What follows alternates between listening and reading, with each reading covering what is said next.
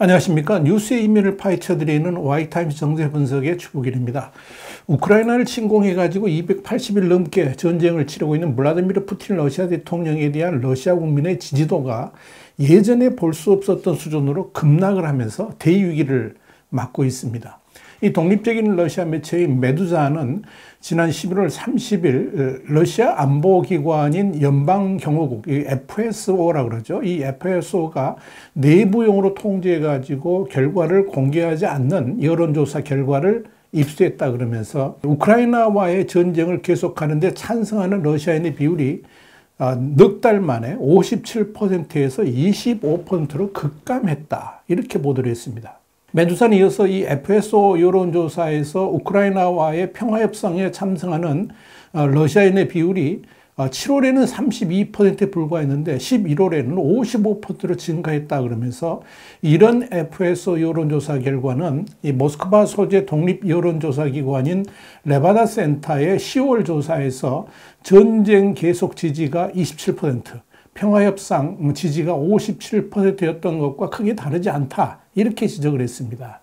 이 조사 결과와 관련해서 레바다 센터 소장인 데니스 볼코프는 올해 2월 우크라이나를 침공키로 한 크렘린궁의 결정을 대부분의 러시아인이 지지했지만 본인들이 전투에 직접 참가하려는 뜻은 전혀 없었다 그러면서 사람들이 자신들과는 관련이 없는 일이라고 인식했지만 이제는 위험이 커져서 사람들이 평화협상이 시작되기를 바라는 것이다. 이렇게 분석을 했습니다. 볼코프는 그러면서 전쟁에 대한 여론은 9월 21일 푸틴의 전쟁 동원령 이후에 극도로 악화되기 시작했다 그러면서 결국 전쟁 동원령은 우크라이나 전쟁이 남의 일이 아닌 이 자신의 일로 여겨지도록 만들었다라고 평가를 했습니다. 사회학자인 그리고리 유딘도 휴전협상을 원하는 러시아인들이 늘어났다는 것은 이 전쟁 동원령으로 인한 자신의 피해를 우려하는 이들이 많아졌다는 것을 의미한다 그러면서 이 전쟁 동원령은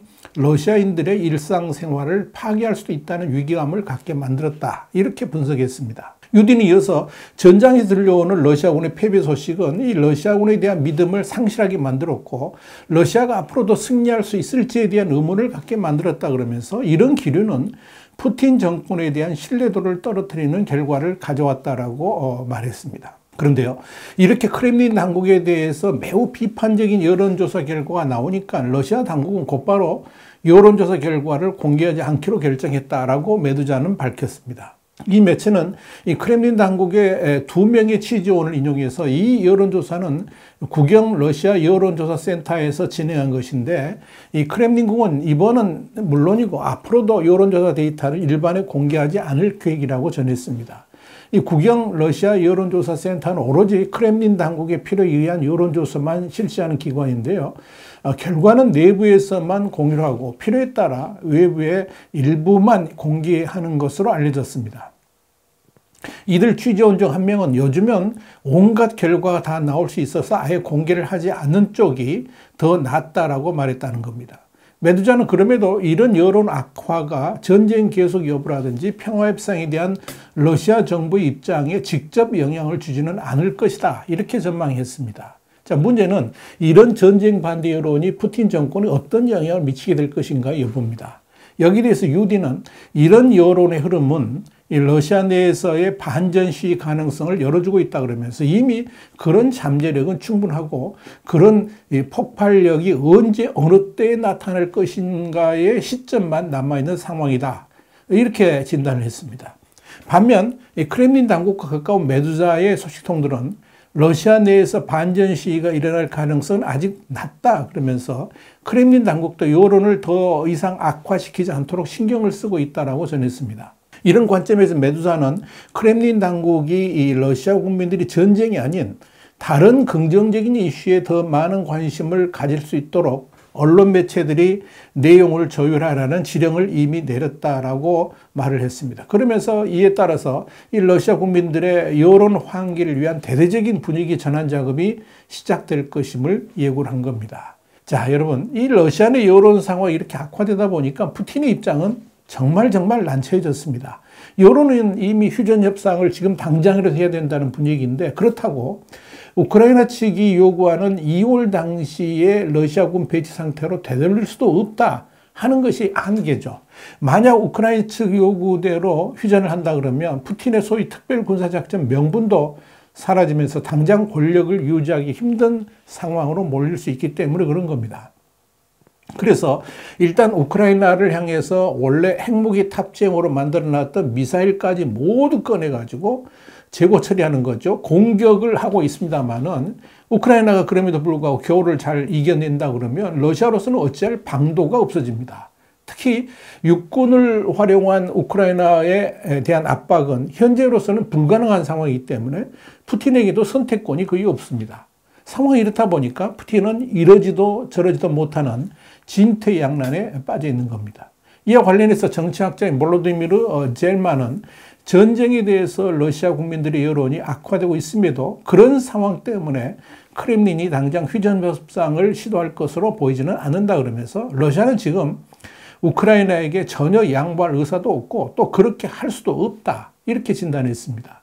현재 상황에서 푸틴은 휴전 협상이라는 말만 꺼내놓은 채 일단 시간 벌기를 하면서 봄날에 새로운 공세를 준비하게 될 것이다 이렇게 보고 있습니다. 메두자는 이 크렘린 당국의 소식통을 인용해 가지고 푸틴이 우크라이나를 점령하려는 계획은 포기하지 않았고 이번 겨울에 새로운 동원 계획을 통해서 내년 봄에 또 다른 공격을 준비해야 할 것이다 이렇게 내다봤습니다. 한편 이 메두자라는 매체는 러시아의 해직 언론인인 갈리나 팀첸코가 라트비아 리가에서 2014년에 설립한 뉴스 사이트인데요. 이 블라디미르 푸틴 러시아 대통령과 현재 러시아 정부를 강하게 비판하고 있습니다. 자, 그런데요. 중요한 것은 푸틴이 고려하는 2023년 봄의 제2차 전쟁 계획이 제대로 이루어질 수 있을 것인가의 여부입니다. 이와 관련해서 영국의 텔레그라프는 11월 30일 세르게이 쇼이구 러시아 국방장관이 내년도 군사비 지출을 50% 이상 늘릴 것이라고 발표했다. 그러면서 현재 러시아 내부의 전쟁 관련 공장들을 풀 가동하면서 무기를 생산하고 있다라고 보도를 했습니다. 그러나 러시아 당국의 이런 노력에도 불구하고 전쟁 준비가 제대로 될 수 있을지는 의문입니다. 우선 서방 진영의 제재 때문에 첨단 무기에 사용되는 부품들이 전면 차단된 상태에서 제대로 된 무기를 만들 수 있을지 아주 회의적입니다. 심지어 이 전투 차량이나 탱크 같은 것도 지금의 러시아 능력으로는 제조가 힘들다는 것이 공통적인 의견입니다. 여기에 더더욱 문제가 있는 것은 이미 사기가 떨어진, 떨어질 대로 떨어진 이 러시아군을 어떻게 재정비할 것인가. 이게 중요한 숙제거리죠. 특히 지난 9월에 30만 명 동원령으로도 러시아 여론이 쑥대밭이 됐는데 추가로 100만 명의 동원령을 집행하기는 사실상 불가능에 가깝다고 봐야 될 겁니다. 이와 관련해서 영국의 더 타임스는 11월 30일 푸틴이 9월에 전국적인 동원령을 선포한 후에 러시아인 남자 수십만 명이 나라를 떠났고 군 내에서 불만이 커지고 있다. 이런 보도를 했습니다. 그러면서 이번 전쟁에서 전투 참가를 거부한 이에 대한 형사사건이 지난주부터 진행되고 있다고 전했습니다. 피의자는 러시아 벨고로드 지역의 군 부대에서 체포된 유리 데그티아레프라는 병사입니다. 영자신문 모스코우 타임스의 11월 21일 보도에 따르면 그는 9월에 징집된 후에 제대로 된 군사훈련을 받지 않고 우크라이나 전선에 투입됐다가 총알바지가 되기 싫다 그러면서 전투 참가를 거부한 것으로 알려졌습니다. 그런데 이런 전쟁 회피자들에 대한 재판도 공개적으로 하기가 곤란한 것이 지금의 러시아 분위기입니다. 피의자로 재판장에 선 그들의 발언이 오히려 러시아 국민들의 반전 여론에 불을 지필 수 있기 때문에 그런 거죠. 또한 이미 해외로 도피한 수많은 러시아 청년들, 일각에서는 75만 명 정도로 추산하기도 합니다만 이들에 대해서 러시아 당국이 어떻게 처리할 것인지 문제도 여전히 숙제입니다. 결국 러시아 국민들의 여론을 다시 전쟁 승리를 위한 단결이라는 분위기로 몰고 가지 않는 한 푸틴 대통령의 어떠한 시도도 오히려 자신의 목을 재는 악수가 될 수밖에 없을 겁니다.